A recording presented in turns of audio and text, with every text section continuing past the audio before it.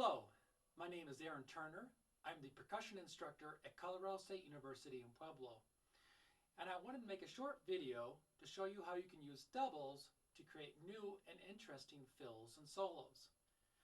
We all fall into that habit of just playing the same 15, 20 fills over and over again. Not the end of the world, but it becomes a bit too predictable. So if you take a simple idea, and I always think the simple ideas are usually the best, like doubles, we can just keep adding on to them, changing them, manipulating them to create new and interesting ideas. So the first example, I just want to play a rock beat, and at the end of the second bar, I'll add a bar to what you have on your accompanying handout. I'm just going to play sixteenths with my hands. I'll just keep my right hand on the hi-hat, left hand on the snare drum. That way I'm not always playing toms. Right, fills don't mean toms. They can, of course, but not necessarily. This is a more subtle approach to playing a fill. Here we go. 1, 2, 3, 4.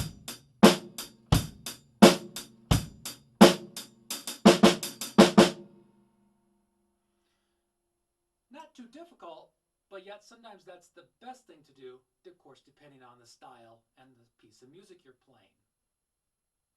The next example, I would like to incorporate my feet as well as use more of the toms.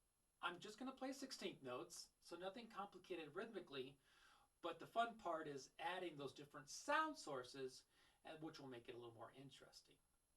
Okay, so here's the second example. Oop. Got to cue it up here a little better. There we go.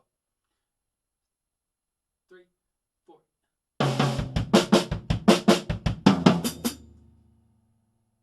It's always fun to add the hi-hat in there as well. A next example for you would be using rudiments. Now I'm sure you're all familiar with rudiments, not just for marching percussionists, right? They're great for all sorts of percussion, classical percussion, playing drum set, etc.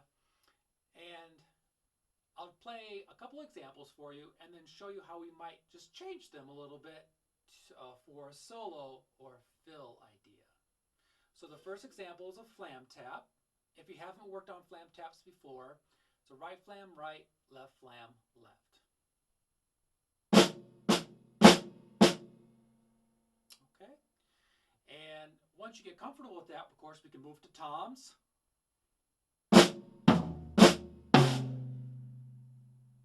Not necessarily very difficult, not any harder than just playing the snare drum, but of course creates a lot of different color. We can also add the bass drum, maybe sub out the bass drum for the second right, or the right single. So I'll do a right flam, bass drum, left flam, left. And of course you can keep expanding it from there, and then that'll give you lots of different ideas. You can also use roughs or drags, and we have here on the sheet, I put it on the bass drum. Of course, normally we just play them on the snare drum. Okay, but you can do, and then maybe added 2 rights or 2 lefts at the end of it instead of just a single.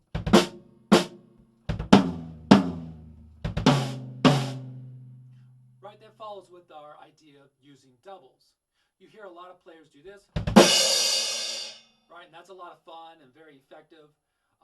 Same idea, we're just doing 2 instead of 2 hits at the end instead of a single.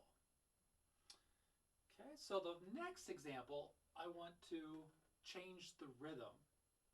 And notice in the packet, the handout I have for you, it just shows you that there's 16ths and 8ths. Once again, not terribly complicated. I think it looks harder than it really is once you get a little bit of coordination down. And the fun thing about it is that you can just mix up not only your limbs now, but also the rhythms and create some syncopations and some different rhythmic ideas.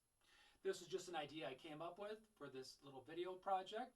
I encourage you to write down fills and patterns you might come up when you improvise, because you never know, you might like it, maybe need to use it in a piece you're recording a couple years later even, who knows.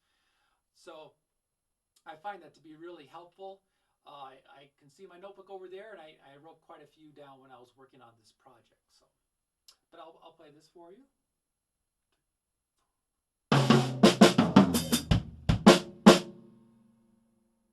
All right, so I like that fill. And to finish off this video, I would just like to improvise using some of the ideas that I've already talked about, maybe throw in a couple more.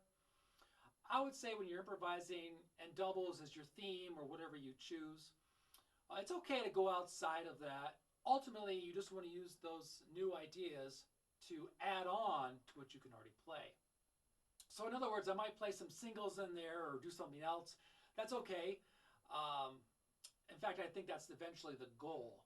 If you just play doubles or just do paradiddles or just do something, a rudiment or whatever the rhythmic idea might be, it might start to sound a little bit too much like an exercise instead of a piece of music. Of course, we always want to think musically when we play the drums. Thanks so much for watching. If you have any comments or questions for me, please feel to reach out to me. Thank you.